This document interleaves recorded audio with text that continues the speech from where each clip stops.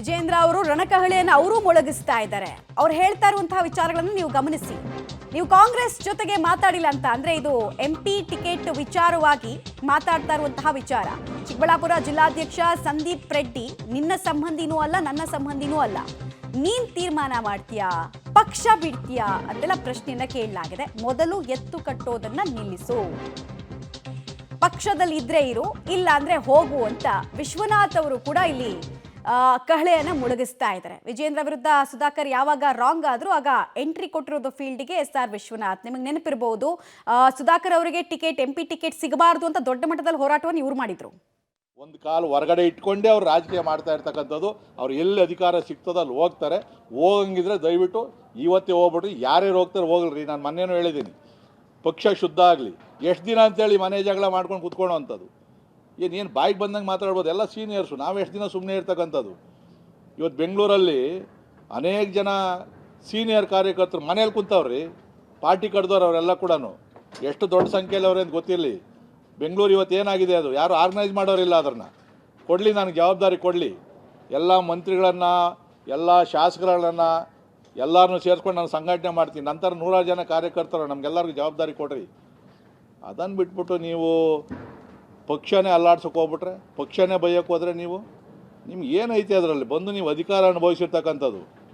ಅಕಸ್ಮಾತ್ ನೀವು ಪಕ್ಷಕ್ಕೆ ಬರಲಿಲ್ಲ ಅಂದಿದ್ರೆ ನಾವು ವಿರೋಧ ಪಕ್ಷದಲ್ಲಿ ಇರ್ತಾಯಿದ್ವಿ. ಇವತ್ತು ಪೂರ್ಣ ಬಹುಮತ ನಮ್ಮದು ಬರ್ತಾಯಿತ್ತು.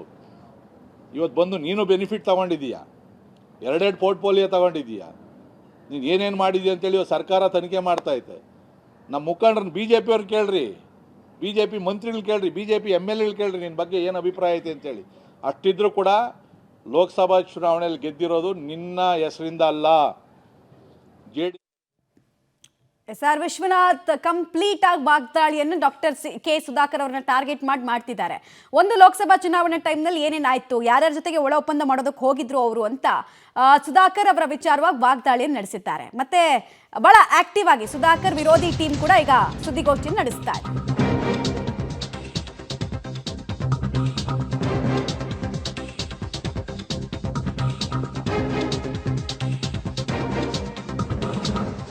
ಮತ್ತೊಂದು ಕಡೆಗೆ ಪ್ರೀತಮ್ ಗೌಡ ಕೂಡ ಸಿಡಿದಿದ್ದಾರೆ. ಜಿಲ್ಲಾಧ್ಯಕ್ಷರ ಆಯ್ಕೆ ಪ್ರಕ್ರಿಯೆ ಅವ್ರಿಗೆ ಗೊತ್ತಿಲ್ಲ, 4-5 ವರ್ಷದ ಹಿಂದೆ ಪಕ್ಷಕ್ಕೆ ಸೇರಿರೋರ್ಗೆ ಏನ್ ಗೊತ್ತಿರುತ್ತೆ ಅಂತ ವ್ಯಂಗ್ಯ ಆಡಿದ್ದಾರೆ. ನಿಮ್ಗೆ 5 ವರ್ಷದಲ್ಲಿ 3 ಸಲ ಬಿ ಫಾರ್ಮು, 4 ವರ್ಷ ಪಕ್ಷ ಮಂತ್ರಿ ಮಾಡ್ತು, ಬಿಜೆಪಿಯಲ್ಲಿ GPA ವ್ಯವಸ್ಥೆ ಇಲ್ಲ ಅಂತೆಲ್ಲ ಟಾಂಗ್ ಕೊಟ್ಟಿದ್ದಾರೆ. ಸಮಾಧಿ ಮಾತು, ದುರಂಕಾರದ ಮಾತೆಲ್ಲ ಬೇಡ ಅಂತ ವಾರ್ನಿಂಗ್ ಕೊಡೋ ಕೆಲಸವನ್ನ ಪ್ರೀತಮ್ ಗೌಡ ಮಾಡಿದ್ದಾರೆ. ವಿಜೇಂದ್ರ ಪರ ಬ್ಯಾಟಿಂಗ್ ಬೀಸಿದ್ದಾರೆ. ಭಾರತೀಯ ಜನತಾ ಪಾರ್ಟಿಯಲ್ಲಿ ಯಾವುದು GPA ಸಿಸ್ಟಮ್ ಇಲ್ಲ.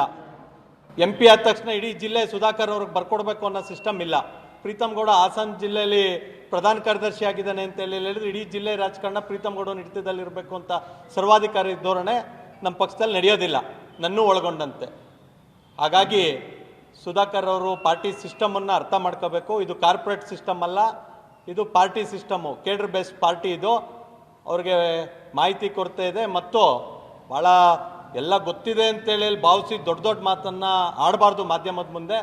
ಅವರು ಕೇವಲ ಪಾರ್ಟಿಗೆ ಬಂದು 5 ವರ್ಷ ಆಗಿದೆ, ಅದರಲ್ಲಿ 4 ವರ್ಷ ಮಂತ್ರಿ ಮಾಡಿದ್ದಾರೆ ಪಕ್ಷ ಮತ್ತು ಹಿರಿಯರು.